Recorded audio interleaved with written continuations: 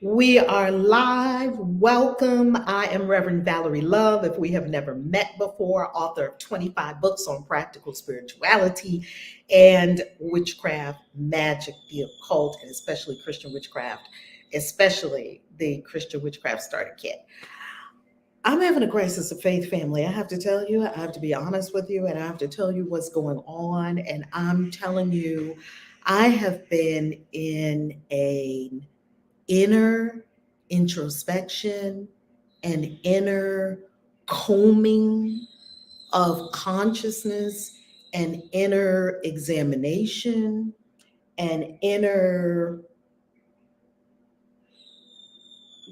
well, let me tell you what started it. Here's what started it. So I'm always reading books on the origins of Christianity, Christianity and its relationship to paganism, which we know Christianity and paganism. Christianity was born out of paganism. We'll talk about that in another conversation. I talk a lot about that on TikTok. You can catch up with Christian Witches TikTok. Hey, Danielle, how you loving? Mwah, I haven't seen you in forever. Love you, love you, love you. So with this crisis of faith, it comes on the heels of reading a book that I'm going to show you in a moment that was shocking. Now, this book is shocking not because it says something particularly that I've never heard of before, not that. So let me tell you what the book is, and let me tell you what it says, because it's quite the read. It is quite the read.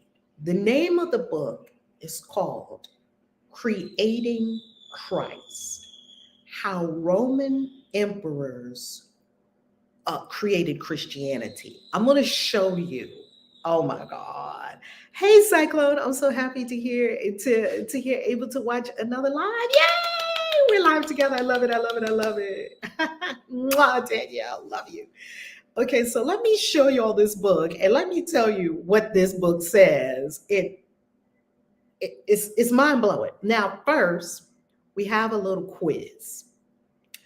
Put in the chat, if you're watching on a replay or watching live, put in the chat the earliest Christian symbol.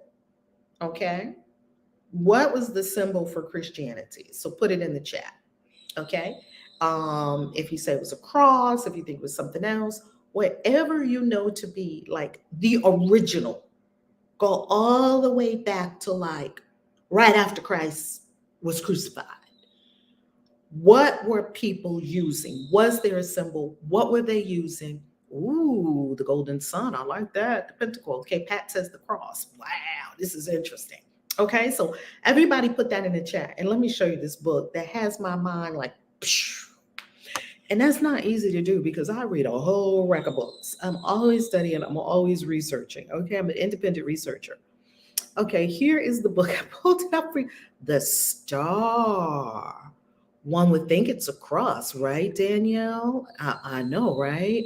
Okay, so here is the book, Creating Christ: How Roman Emperors Invented Christianity.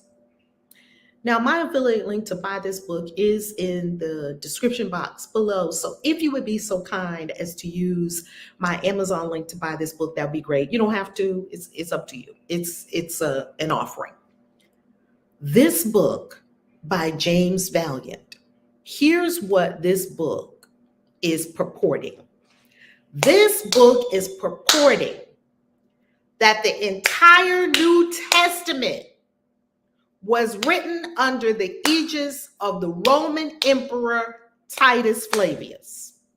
Now, let me explain some more about this. The entire New Testament, you're talking about the Gospels, Paul's letters. Maybe the only one that escapes it is the book of Revelation, because the book of Revelation is just its own bizarre thing. Okay? And there was actually, when they were coming up with the Bible canon, there were actually some bishops and some church fathers, quote unquote, that were opposed to even put it in the book of Revelation, because who even knows what the book of Revelation is? Was he on an acid trip? Was he doing some shrooms? Like, what was John doing? Anyway, the book of Revelation is a conversation for another day. Constantine, not Constantine Celine, because you know why? Constantine was in the 300s. So we're talking 4th century, right? But we got to go roll it all the way back to, okay, the day after Jesus died. Okay, well, maybe not the day after he died, because the day after he died, we know the story about the body and the body not being found, and then da-da-da, da-da-da, and then 3 days later he raises. So let's go to 4 days later. What were they doing? What were they talking about? Who was the new leader? What did the movement look like? What were people believing, thinking? Okay, so let's go to a few proofs. Caesar's Messiah documentary talks about this. Oh my goodness, Golden Sun. Oh my goodness, Golden Sun, you're on it. Because the Flavians, Vespasian, and his son Titus, and his other son Domitian. These are all emperors. Emperor Vespasian was the one who was, involved with the whole Jerusalem, sacking of Jerusalem, the whole war, all of that. And they actually called him the second coming of Christ. Then his son Titus took over, and Titus ruled for 2 years, 2 months, and 2 days, or 2 years, 2 months, and 2 weeks, something like that. It was a 222. Titus, who, by the way, is in the Bible. Titus, once they sacked Jerusalem, he was a general. He was one of these great, great, great generals, okay? These are all Romans. Titus, after they sacked Jerusalem, killed, I think they said millions of people died in 70 CE, the War of 70 CE, Great War. Like a lot of Romans died too, and a lot of Jewish people in Jerusalem. After that, they took the rest of the people that they didn't kill to be slaves. Now think through this. Put yourself all the way back in the 1st century. This is 40 years after they crucified Christ. There's a great war. The Romans have just come in. They have just desecrated the temple, burned everything down, took the temple gold and whatnot, killed all these people.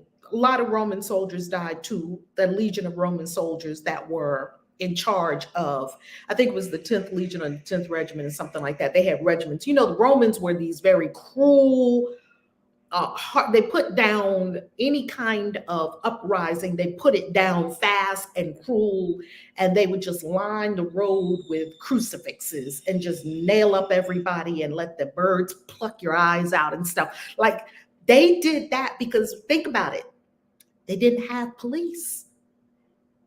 And the Roman Empire was huge. It went from one end all the way from over, you're talking over where the Buddhists, Italy, going up a little north of that, all the way across to, you're talking about almost to Syria and down to Alexandria in Egypt. This is a vast area to police. They can't police the whole area. So what do? So people have time, they can get together and they can do uprisings.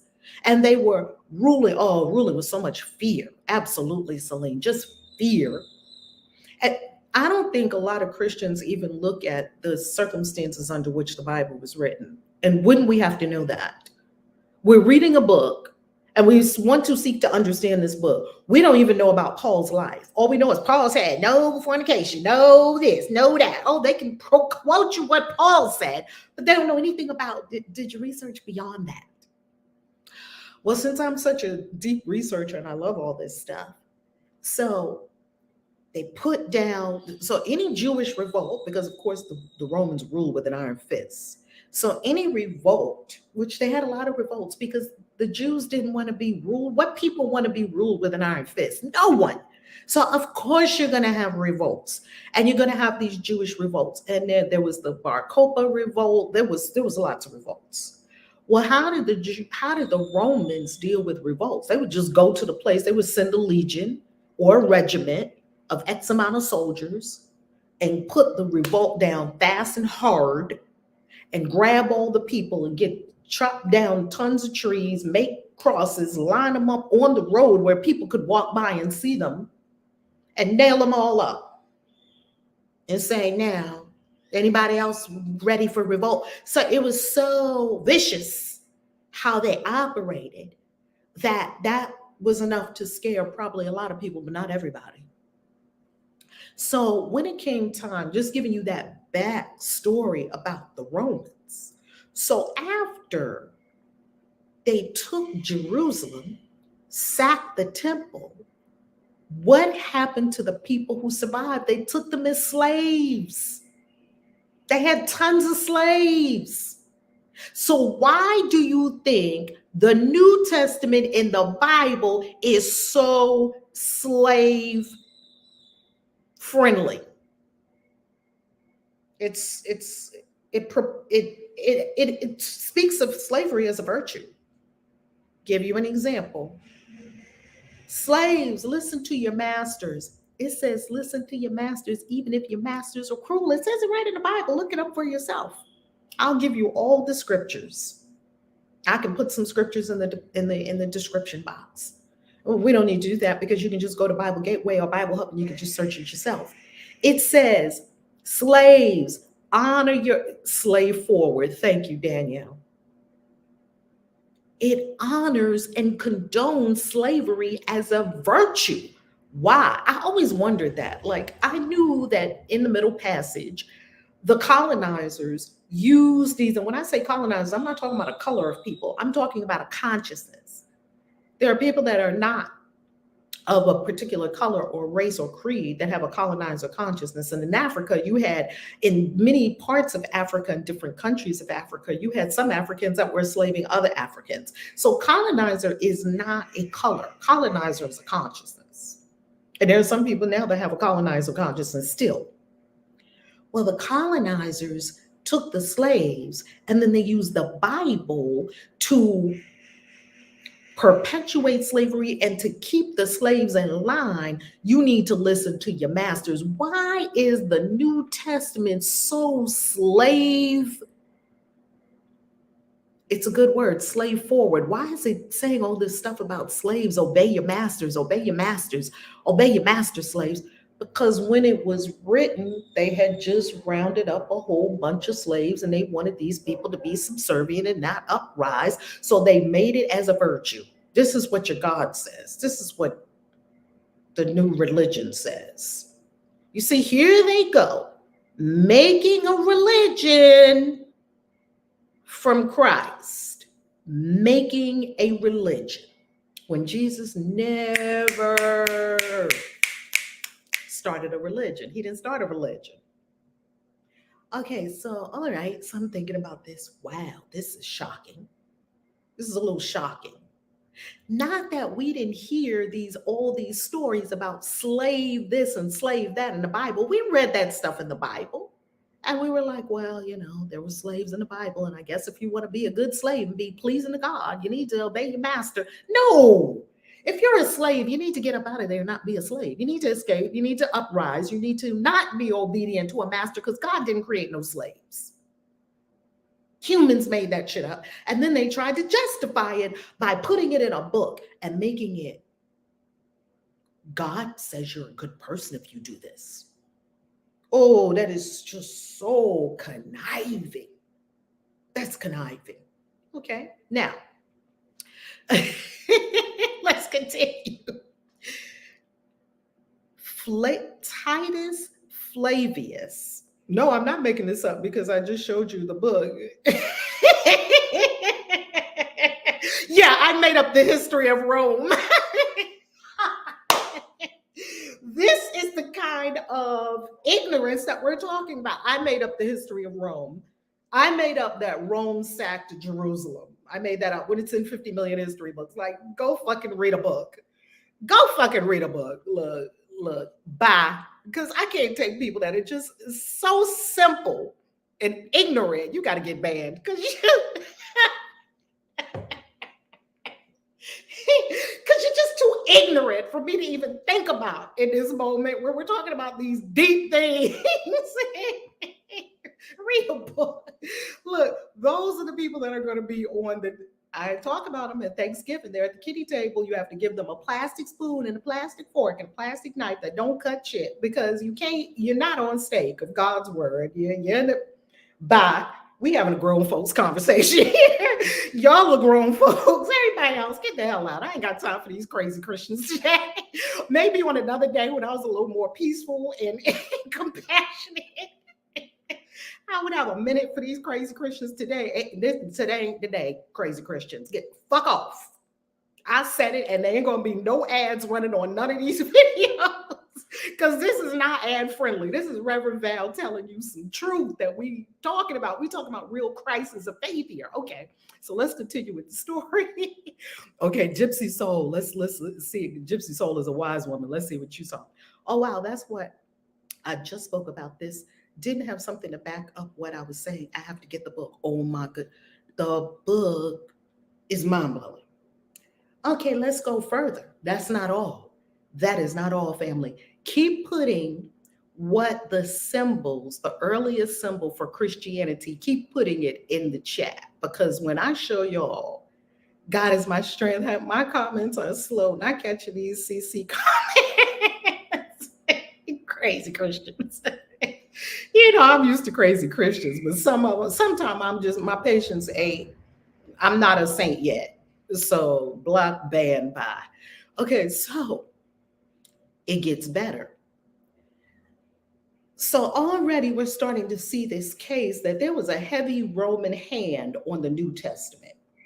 Here's another piece of evidence.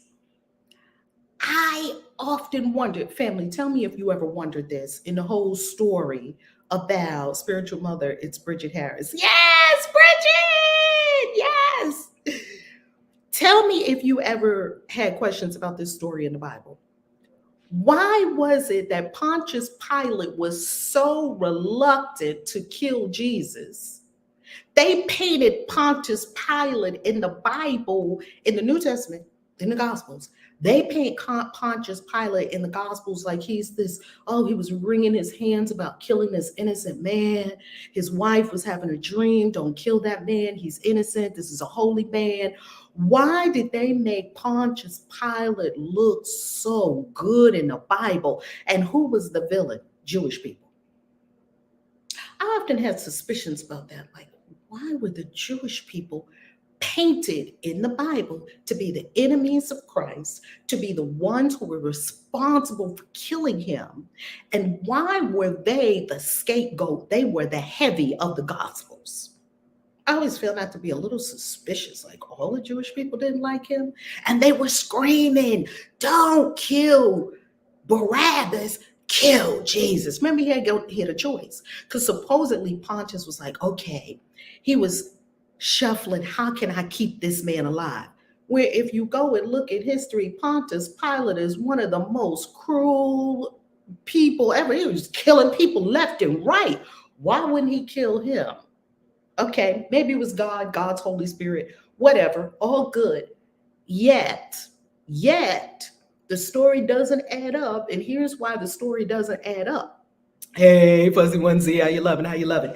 The reason the story doesn't add up, and please smash up the likes, smash up the shares, wherever you are watching this, please share this with people, share it with your Christian friends, share the book with your Christian friends, because I'm going to show you some evidence and some proof from this book that is incontrovertible.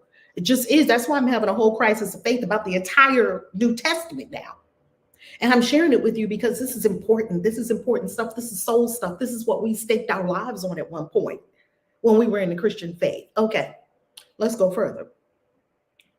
Pontius Pilate, of course, was on side with Titus. Titus, by the way, is in the Bible. It's a Bible book named after Titus. I'm beginning to wonder if this Bible book is named after the Emperor Titus. Look it up. The Roman Emperor Titus is in the Bible? Yes, and here's why we know. Paul was a friend of people in high places in Rome. He was friends. Paul was a Roman citizen. It says it in the Bible. Paul was not a scrappy Galilean. Now think about this.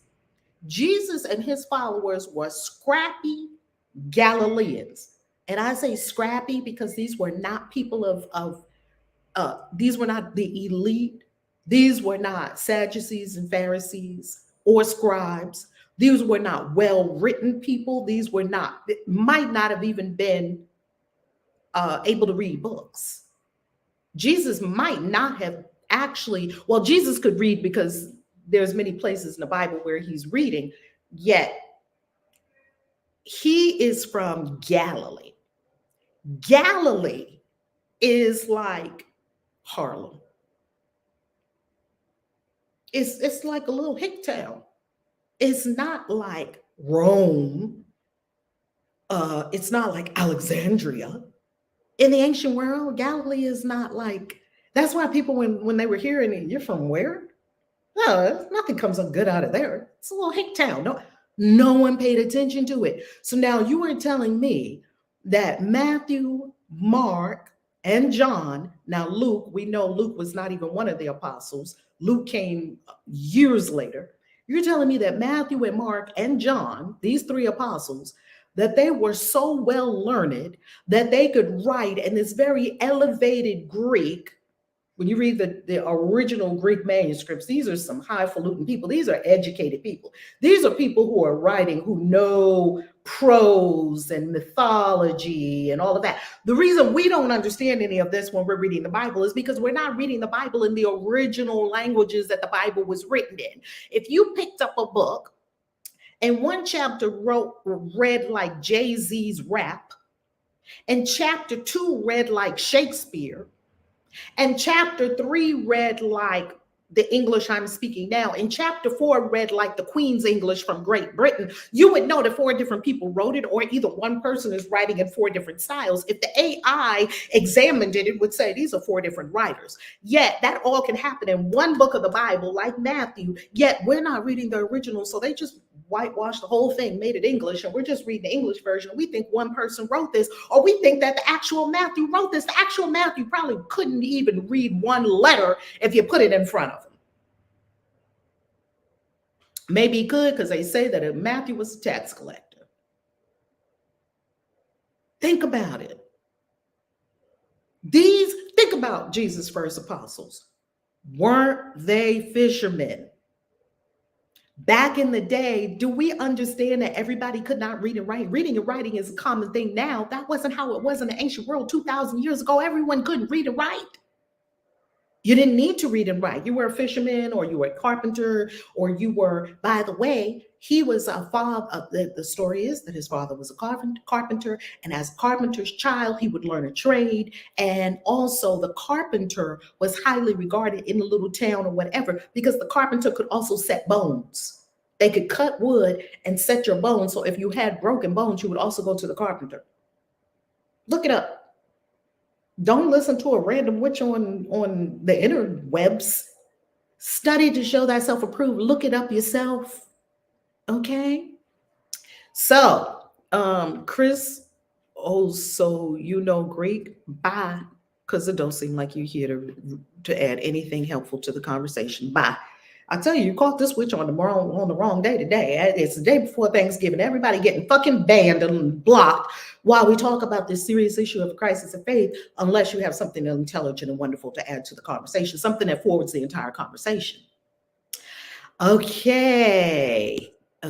So at most, you needed to know math to do your work and collect your money. Hello, Aurora Day. Go back to that slavery rev. Woo, Aurora Day. Why do they have all that slavery in the Bible? Because the Romans were big slavers. Every time they went somewhere, if you want to go deeper, this is all publicly available information. This is all publicly available. So for anyone that wants to come from my neck, I research all the time, and I would tell you, go do your research on it. The Romans were huge slavers. Everyone knows this, because the Romans, whenever they went and conquered someplace, the people that they didn't kill, they would take the rest of them as slaves.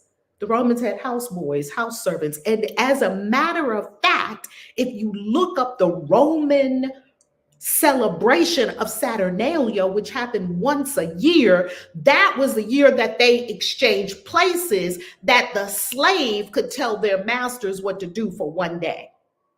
It was a slave day. Yay, let's let the slaves tell us what to do. Otherwise, they was doing whatever they wanted to them slaves. As a matter of fact, they would have houseboys. The Romans, they would have houseboys, and they would do you know what to the houseboys. I can't even say it on this video. Okay, so Paula, I'm so happy. Love your knowledge. I'm so happy because we've got to know this, family.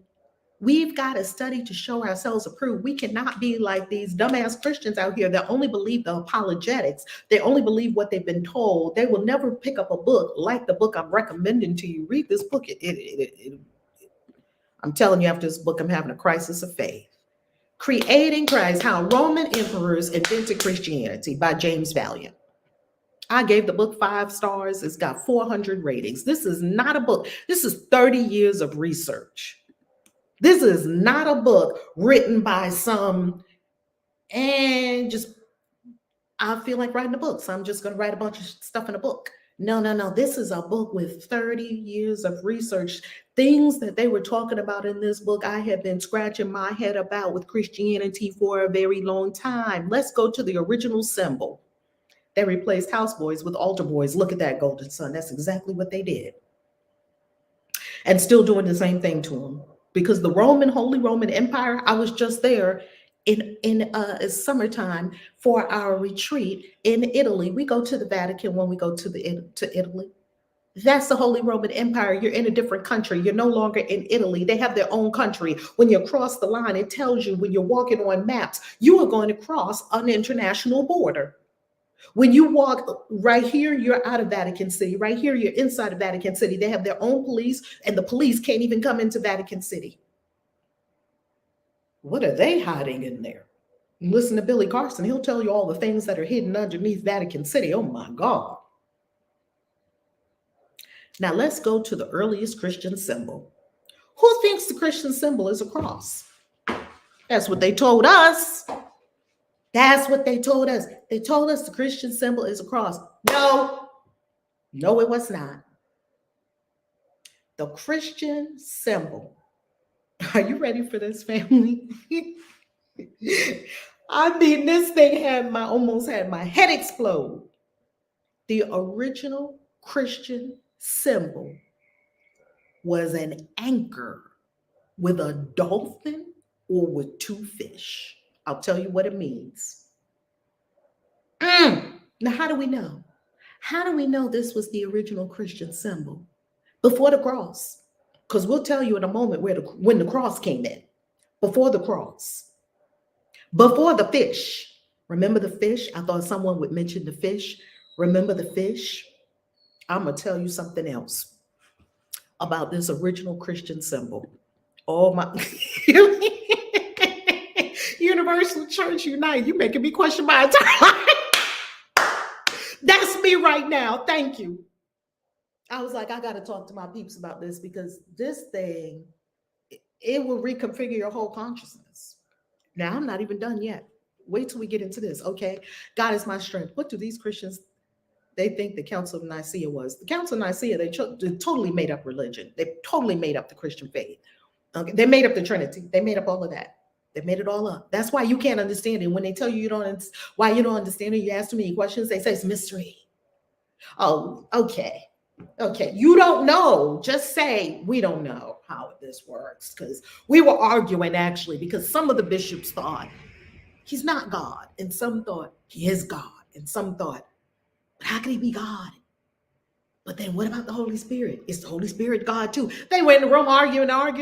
And then they said, how about we just make them all God? But then they're not God. But then God is still God. But Jesus, he's kind of God, but he's kind of not. He can't be the God, but he's still kind of God. Okay, everybody's happy. What are we going to call it? Well, no, it's 3 in 1. Let's do what the pagans do. The pagans have 3 for everything. Let's just take their shit because we've been taking their shit forever. Why not? Just co-opt the pagan shit because we love stealing stuff from people. We stole a whole holy book from the Jews. We stole all our practices from the pagans. Let's just keep our stealing going. God, these Romans. Oh my God. Oh my God. Okay, so let's continue. Okay, let's continue. The ankh is the womb, and the penis symbolizing harmony between men and women. That's exactly right. Okay, Daniel. Oh, I forgot about the fish. Yes, remember the fish? Okay. Why the anchor and the dolphin? This is gonna blow your mind. Who was the dolphin closely associated with? Apollo. Baby, connect the dots. Apollo. Yeah, the god. Yeah, the god Apollo. The first Christian symbol was an anchor. I'm going to show it to you in a minute with a dolphin wrapped around it. Let's look at it right now. Baby, man, how much stuff did they hide from us? How much stuff did they hide from us? But guess what? You can't hide truth forever. It's going to come out. Greatest story ever sold. That's right. Murdoch, oh my God, he wrote the most amazing books. All right, let's go to the original Christian symbol. Get this book, family. The link is in the description box below. I mean, if you read this book will explode your whole head. It will shift all your paradigms. I'm telling you, ever since I finished this book, I've been having a crisis of faith. I have to reconfigure my whole consciousness. Okay, let's go to, just Google it, anchor and dolphin symbol. Just Google it. Boom. The anchor and dolphin dolphin mark symbolizes the phrase, Latin from make haste slowly or hasten slowly. The Roman Emperor Augustus often chided his military commanders to hasten slowly. Okay, so the anchor with the dolphin has been found on the coins of Titus Flavius, on Titus coins. Okay, let's look at the images. Boom. Okay. Titus and the dolphin with the anchor. Okay. Anchor and dolphin symbol, early Christianity. Let's follow this symbol. Boom. Here is the earliest symbols for Christianity. It was not a cross. It was not a fish.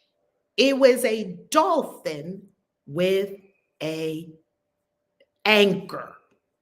Where did they find it? And sometimes it appeared like this, a dolphin with two fish. Do you see the little cross there? This was actually an anchor with two fish. Do you see this little cross here? It's an anchor. Do you see the anchor down here? It looks like a cross up here. This is an anchor. Do you see that this is an anchor? It was an anchor. Do you see this right here? This is an anchor. Up here looks like a cross. See, they just cut this part off. Up here looks like a cross. Down here is an anchor. Does everyone see this? Please put in the chat that you see what I'm talking about. Please put it in the chat that you see the dolphin and the anchor, and then we go into what the dolphin and the anchor actually means. Why so many references to the anchor in the Bible? Anchor your faith, the anchor of faith. Okay, you see it, you see it, you see it, you see it. Where did they find this dolphin and anchor? Like, how do we know? Like, we need proof, we need evidence. We can't just go by what people say. In the earliest catacombs, where the earliest Christians lived, Christians that go all the way back to the 1st century, on their tombs is not a cross and not a fish. It's a dolphin with an anchor. Or sometimes an anchor with two fish. That was the earliest Christian symbol of the Christian faith. The exact same symbol that Titus Flavius put. He's one of the Flavians from his father Vespasian. His Vespasian was the father. He had two sons. One son was Titus, the other son was Domitian, Emperor Domitian. Look him up. I didn't make up the Emperor Titus. Titus minted a coin at the same time that the New Testament was being written, at the same time that Paul was hanging out with the emperor and these other people, at the same time that Jerusalem was sacked and they took all these slaves. All of this was happening at the same time. If you look at the timeline, and who possibly wrote the Gospels, because they wrote them very pro-Roman. Pay your taxes, give unto Caesar the things of Caesar. Jesus said of this particular Roman centurion, not in all of Israel have I found someone with faith like this. He was talking about a Roman centurion. He elevated, supposedly, I think these are words they put in Jesus' mouth, which there are a lot of words that people put in Jesus' mouth. You got to go back. You got to really bring in non-commodity library. You have to really bring in Gospel of Thomas and some of these older texts that haven't been tampered with and fooled with and messed with and kind of put into the Christian religion. You got to go get those older texts so that you can really start to understand what was Jesus really teaching. When you look at the fact that Jesus stated that no one in Israel had the faith of a Roman centurion, he elevated a Roman centurion above everyone who was Jewish, who was of the Hebrew faith. Everyone. Not in all Israel is there someone like you, Roman centurion. If that's not an openly lavish Roman embellishment of the Romans, I don't know what is. Pontius Pilate embellished. He's so wonderful. He wanted to save him, but no, you mean Jews killed him. Has fomented, by the way, anti-Semitic hatred from Christians. I was brought up that the Jews were the bad guys. They were the ones who killed Jesus. Now, it doesn't add up. And here's why it doesn't add up. Why didn't the Jews just kill him? If the Jews wanted Jesus dead, why didn't they just kill him? Supposedly, this is what the Christians told us. Supposedly, the Jews did not have the authority to kill Jesus, so they had to beef up the charges. Now, in the Torah, not in the Torah, I think it's in the Mishnah or in the Talmud, it said that Jesus was a sorcerer who incited people to worship gods, not God. Gods. Oh, that's interesting, because that's us pagans. We over here with all our gods and goddesses. It said he incited people to worship gods, not one. And he was a sorcerer. Now that's right. That's what the Jewish people said. They wrote it in their own books. They said he was a sorcerer. Same thing I said. He was a magician, sorcerer. He was a necromancer. He was a witch. He was all of that. But people don't want to see it. Even the Jewish people said it. Well, they claim that the Jews could not kill him because they did not have the legal authority or precedent to kill someone. That's not true. Why? Because the Romans acknowledged that the Jewish people had a law, and that their law governed how they lived, how they ate. It was part of the problem between the Romans and the Jewish people, because Romans didn't like people that didn't blend in. Come on, y'all, blend in so we can all get along, so we can get back to our rabble-rousing and carousing and orgies and chopping off heads like John the Baptist and drinking and our sexing everybody. Come on, stop. Can't we all get along? That was what the Romans really wanted. But the Jews weren't having that. Jews weren't just meshing in with everyone else because they had to have their holy ways of eating. They had to have their holy ways of worshiping. They did not have adultery. You could not use, let me put you on screen share again. If you were a Jewish person in the first century, you could not have used, let's go back to Titus's coin, anchor and dolphin, Titus coin. If you were a Jewish person, you would not have been able to use this coin right here to purchase, when you go to the temple, to purchase a dove or some offering that you had to make at the temple to atone for some kind of sins. You would not be able to buy it with this coin because this coin had on it, this is considered idolatry. It has on it the likeness of an animal, and it has on it the likeness of a Caesar, or an emperor, and that would be considered idolatry. So you could not take not even the Roman money and buy a dove if you were a Jewish person in the first century to atone for your sins at the temple in Jerusalem. You had to change your money. That's who the money changers were. Did you ever wonder who the money changers were in the temple that Jesus ran out of there? Who were the money changers? They were the people who would change the Roman coins that the Jewish people could not use to purchase. They could use them maybe to buy some bread. You couldn't use it in the temple for something holy. You couldn't use it to buy a sacrifice. So they had to change the Roman money to an acceptable coin that they could then use to buy the sacrifice. Look this up. I'm telling you, look it all up. It's all in books.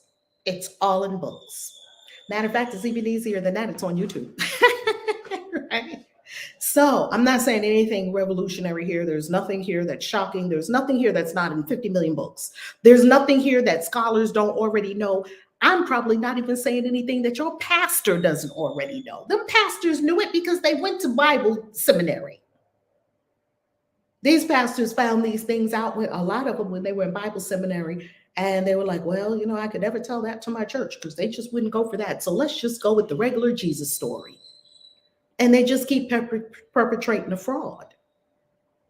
Okay, so now we see the link. Okay, let's put together the chain of events. The Romans in charge. Paul is real friendly with them. Jesus is friendly with them, but Jesus hates the Jewish people, and the Romans hate the Jewish people. Interesting. The enemy of my enemy is my friend. Okay, Paul hung out with a whole lot of highfalutin Roman people, including Titus, who's in the Bible. Paul was a Roman citizen. I think Paul was a psyop for the Roman government. I know this sounds like conspiracy theory, so that he could write books that they would make be the Bible. Because see, Paul was writing before the Gospels. Paul really should be before the Gospels if you put all the Gospels in timeline. And if you put the entire New Testament in timeline, Paul's writing, I think Galatians may be one of the first ones. Don't quote me on that one. One of Paul's writings is the very first New Testament writing that we have. And at the same time, Paul is hanging out with Titus and the Flavians. Paul is hanging out with other highfalutin Roman people that are in the Bible, like Dorcas, Roman citizens that have converted to Christianity, kind of. And they all got their slaves, and they need these slaves not to uprise. You see, if you look at Paul's writings, I never thought Paul's writings matched Jesus. I keep saying on TikTok, Jesus and Paul were teaching two different things. And then we're about to wrap this up in a minute. They railroaded Jesus because he called out their sins. So I never thought that Paul and Jesus were on the same page. They're not on the same page. When you read Paul and then you read, the basic tenets of Paul and what Paul was promoting and promulgating, It even said in the Bible that he had a fight with Jesus' brother, James, who took over the movement after Jesus was killed. James was pretty much head honcho in charge. And James, they called him James the Just. And they said this man had calluses on his knees because he was so holy, because he was praying all the time. He was on his knees all the time praying. That's why they called him James the Just. They killed the man, threw him off the Temple Mount, and killed him before the destruction of the temple in Jerusalem. They killed him. He's a martyr. So, and before they killed him, James and Paul had a falling out. And Peter and Paul had a falling out. It's in the Bible. And why did they have a falling out? They had a falling out because James and Peter were Jewish people practicing Jewish law. Paul was not. He was a Sadducee, yet he was saying, everybody can be for this new Jesus guy. Everybody, you don't have to convert to Judaism to be with this Jesus guy. And James and Peter were like, no, people need to eat different. People need to change their minds. People need to, no, they were still on the law. Paul was not. Why? Because Paul was a psyop for the Roman government. So he wanted everybody to come in. And guess what? If you told grown men that they all had to get circumcised to become Christians, they were like, we're not doing that. So he was like, okay, you don't have to get circumcised. Well, you have to give up your rebel rousing and your whoring and your being with all these women and all your drinking, and you got to give up eating your pork and your pigs, and you got to eat that. They were like, whoa, this is too much. The Romans weren't doing that. So Paul had to come up with something. I think Paul, Titus Flavius, and Josephus, who is a historian from the first century, who was there when they sacked Jerusalem, and then they took him, and the Romans said, we'll pay you to write the history.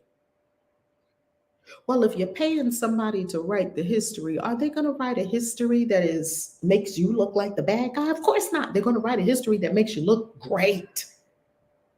And that's what Josephus did. Josephus was a Jew. And a lot of Jews didn't like Josephus because supposedly he turned his back on. I mean, how are you going to go over to the Roman side? We over here fighting, trying to get free of these people. And now you watch them sack the temple and you're like, I'm with y'all. Traitor. He goes over to the Roman side. And now he's writing the history for the Romans. So whenever we read Josephus, that's what we're reading in the first century. We also read that Josephus, Paul, Titus, Dorcas, all of these first century people, they're all in the Bible. Paul wrote about them. These are Roman citizens. And these are not just Roman citizens. These are elite Roman citizens, as Paul was. Paul was an elite Roman citizen. Okay, so let me end with this. Paul in one camp, James and Peter in another camp, they were fighting. That's in the Bible. They were fighting because Paul said, we're not going to just keep this Jews. He couldn't have it just be Jews because the Romans weren't going to do all the stuff that the Jewish people were doing. They were not going to be true to the Jewish experience. And Peter and James were Jewish people, just like Jesus. Well, Paul had to reconfigure the whole Christian thing. Paul is really the founder of Christianity, not Jesus. I don't follow Paul. There are a lot of Christians that are Paulians. They're not Christians. They're Paulians. They follow Paul. And Paul, if you study him closely, you study Jesus closely, you're like, these two people are not saying the same thing. I'll talk about that in another conversation. Right now, I'm giving you the current crisis of faith that I'm experiencing, and maybe this is causing you to recast thoughts and rethink about things and study more. That's all it's an invitation to, right? Because we're supposed to evolve. We're supposed to be open. We're supposed to learn new things and grow and prosper. Okay, so let's end with this. When did the cross come in, right? Women seem to be left out of the Bible. Yes, he was the first casualty of the war, is the truth. Yes. Rachel, women seem to be left out of the Bible. Very interesting. I've got so much to say about women in the Bible. Wow, I've got from Asherah to Ishtar to Astarte, they're all in the Bible. I can show them to you. And they were being worshiped in the Bible. And Jeremiah was telling these women that they need to stop worshiping the Queen of Heaven because that's why we're in a problem situation. And the women mob him and tell him, shut up, because we stopped worshiping the Queen of Heaven. That's when we got into all the horrors. We're not listening to you. Now, kick rocks, Jeremiah. And Jeremiah kicked rocks because them women, they weren't hearing it. They were like, we worship the Queen of Heaven. Who is the Queen of Heaven? Ishtar, Inanna, Astarte. She's in the Bible. Okay. So let's go back to, so are the words of Jesus true? That's such a good question, Celine. That's where my crisis of faith is, because I always had a soft spot in my heart for the Gospels. Now coming to evidential proof that the Gospels were co-opted by the Roman government and probably sponsored. It's probably a state-sponsored document by the Roman government, which shouldn't be surprising considering the Roman Catholic Church. I've got to really recalibrate. So I'm going to dive deeper into the Gnostic Gospels. I'm going to dive deeper into the Non-Commodity Library. I'm going to dive deeper into the Pseudepigrapha and the Apocrypha. And I'm going to come back to you and let you know what I found.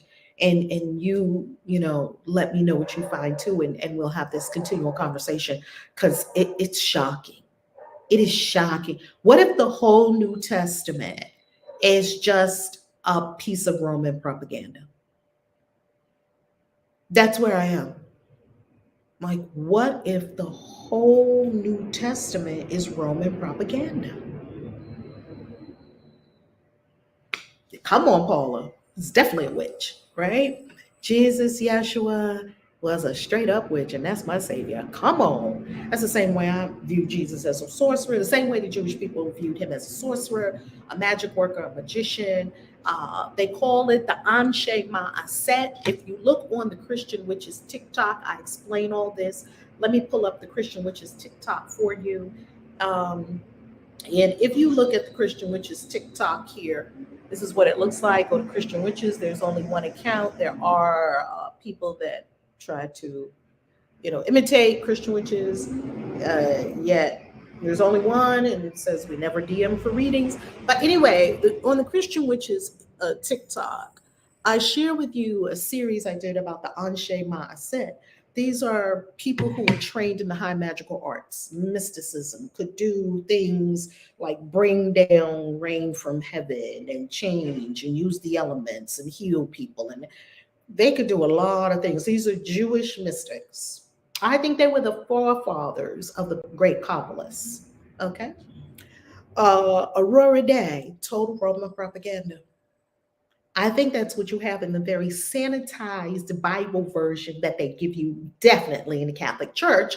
And the Protestant Reformation, Protestants, all the Baptists, all the evangelists, all these different people, they are babies of the Catholic Church. They were born out of the Catholic Church and in rebellion of the Catholic Church. This all makes a lot of sense. I gotta tell you, it is really time to practice magic. I know that's right. Okay, so let's end with this, the cross. When did the cross come to be the Christian symbol? Not until hundreds of years after Christ. Hundreds of years. In the time of Constantine, as someone mentioned earlier, what happened? How did we get the cross? Constantine, we know he was an emperor, also a Roman emperor, right? He had this great epiphany where they were going to war and he saw Christ and Christ said you were going to be able to win. And then he turned around to being a Christian. It was so amazing. And then Constantine's mother, it wasn't even Constantine who said, hey guys, let's use the cross. It wasn't Constantine. It was his mother. His mother took a trek, like a pilgrimage to the Holy Land, and went to Jerusalem and supposedly found the actual cross that Jesus was crucified on. I don't know how they came. The Roman Catholic Church, they have a lot of amazing, what do they call those things? The relics. Oh, they love the relics. Watch the Netflix show that's on right now. Has anyone seen that Netflix show that's on right now that talks about the relics? It's fascinating. It's amazing. I actually love it because I do know relics hold power. So I actually love it. Anyway, and look, anything can be a relic as long as you put your energy into it. The thing all of a sudden becomes an amulet. How is it that witches can take something like a crystal, a piece of wood, shape it into something, runes, anything? We can take anything and we can imbue energy into it. That thing can become an amulet and protect you from it. That thing can become a symbol.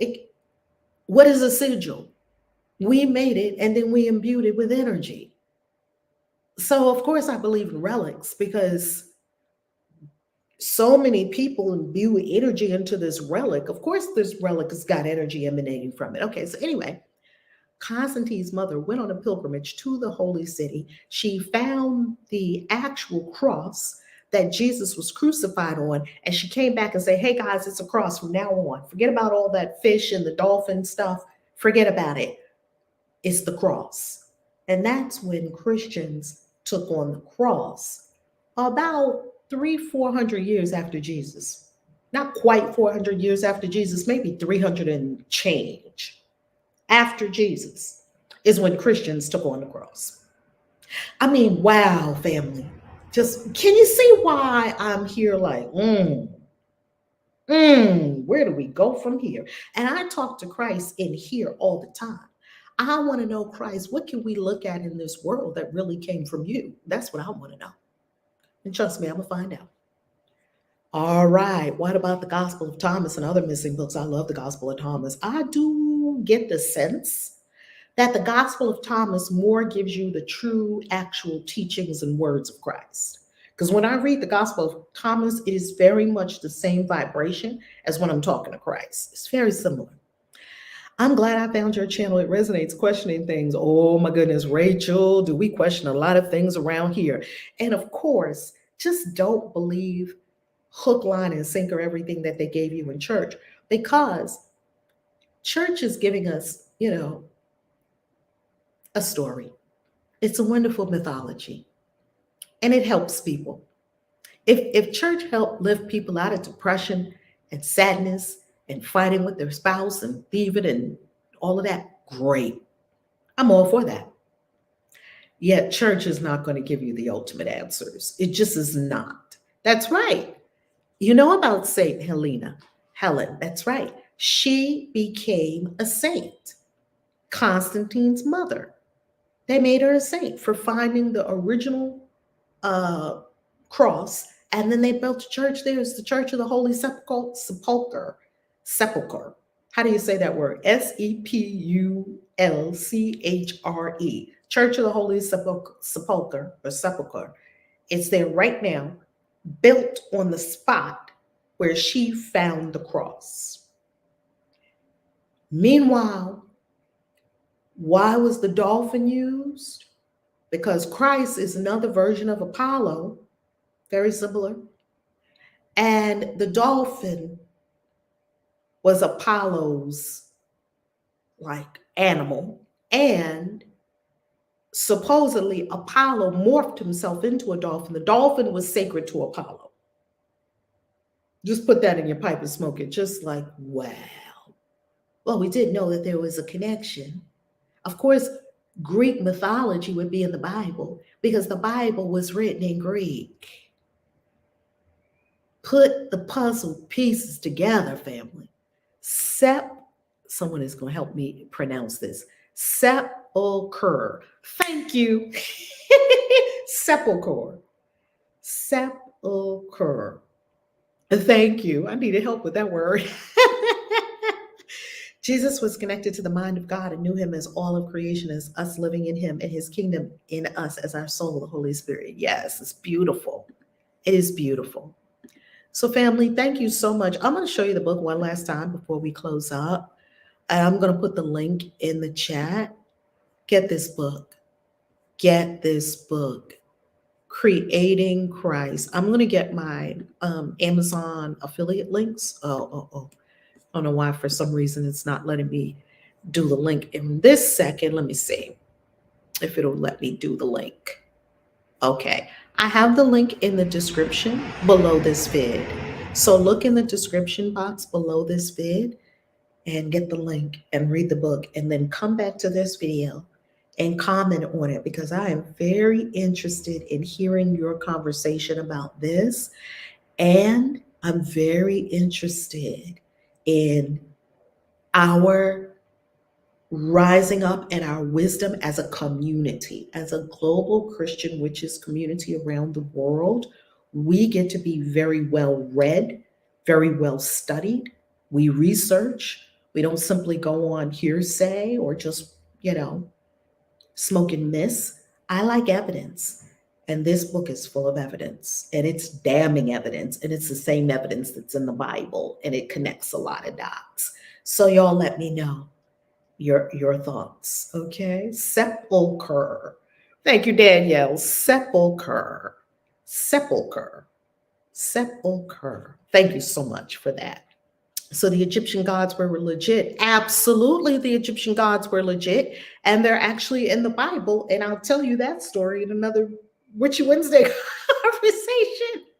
I love you, family. Have a beautiful, beautiful, beautiful Witchy Wednesday. I thank you so much for being here and us doing this together. I love you. I'm so thankful for y'all. Have a beautiful Thanksgiving. Bless you, bless your family, bless everyone associated with you. And we'll see you on another Witchy Wednesday. Mwah. Peace. ChristianWitches.com. Peace and love.